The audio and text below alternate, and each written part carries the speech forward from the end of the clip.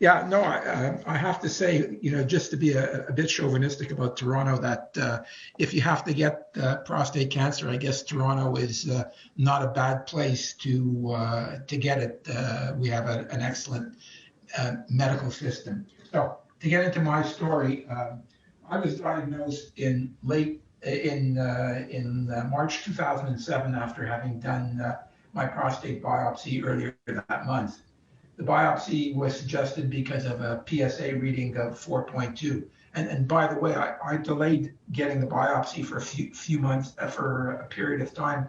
My eldest daughter was pregnant with our first grandchild, and the last thing that I wanted to have interfere with the joy of a first grandchild was a diagnosis of prostate cancer. In any case, so it was a 6-core biopsy, and cancer was indicated on only one core with minimal involvement. At the time, I guess like most of the stories you've heard, I knew very little about prostate cancer, and so I spoke with a number of people about it. I was referred to by friends who themselves had dealt with prostate cancer.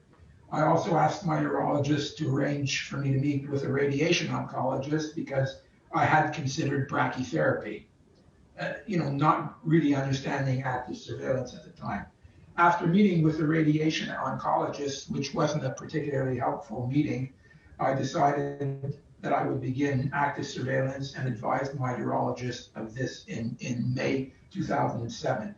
The reason I say it wasn't a helpful meeting, I had said, well, I might consider, active surveillance, but I'd like to get an MRI, or I'd like to have a CT scan. And, his remark was basically, no, you've got a Gleason 6. We don't do that with people with that kind of score. In any case, so I decided that, I would start active surveillance.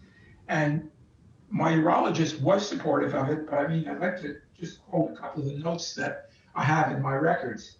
This is what he said. We talked about various options again, and for now, myself, would like to go with active surveillance. The shortcomings thereof were discussed. And another comment, the shortcomings and risks and potential of the cancer from going potentially curable to incurable were discussed.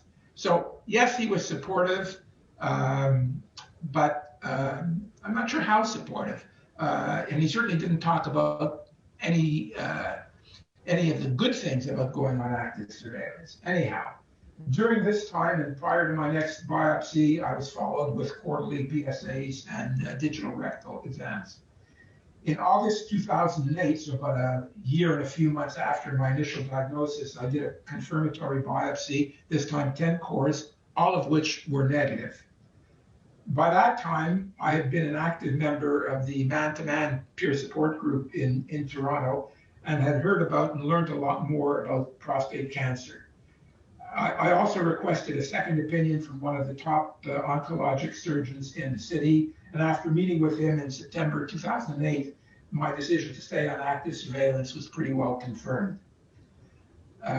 My decision to stay on active surveillance was supported by my wife, and I never really heard anything from friends that were anything but supportive. In other words, I was never questioned about, quote, not doing anything. So from that time, from my confirmatory biopsy in 2008 until April 2019, so 11 years, I've had 3 more biopsies, all of which have come back negative.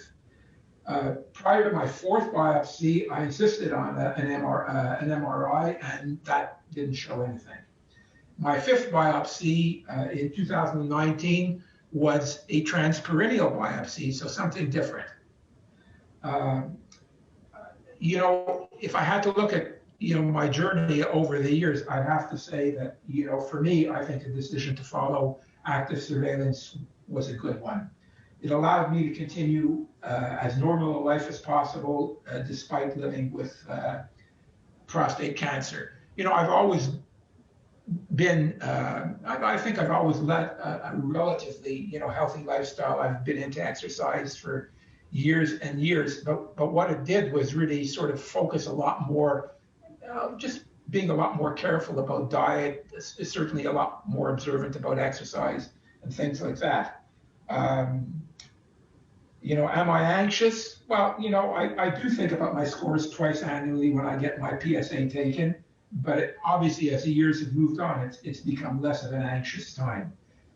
Some of the advantages of being on active surveillance is that I've learned so much more about prostate cancer over the years, so that, if I had to do something about it, if my cancer did advance, I feel I'm in a much better position to deal with it if treatment became necessary. Um, One further advantage is obviously that by waiting, I've availed myself of the opportunity for newer and more advanced treatments than what was available when I was first diagnosed. Joining the prostate cancer support group, I think, is one of the best things I've done. I've been an active member of the group since my diagnosis. I'm still an active member of the group. I've been chairman of the group for a number of years. Recently retired in 2019, so someone else is now chairman. But it's been tremendous in terms of just learning about prostate cancer and being involved with a really good group of guys. And the last thing, I guess, is I just want to commend everyone for attending this meeting. I think the value of an active surveillance group is just terrific. It's just, it's wonderful knowing that there are people who have made the same decision as you have for many of the same reasons that you have. And I think it's just a tremendous reinforcement. So I think on that, I'll end my little story. Thanks very much for listening.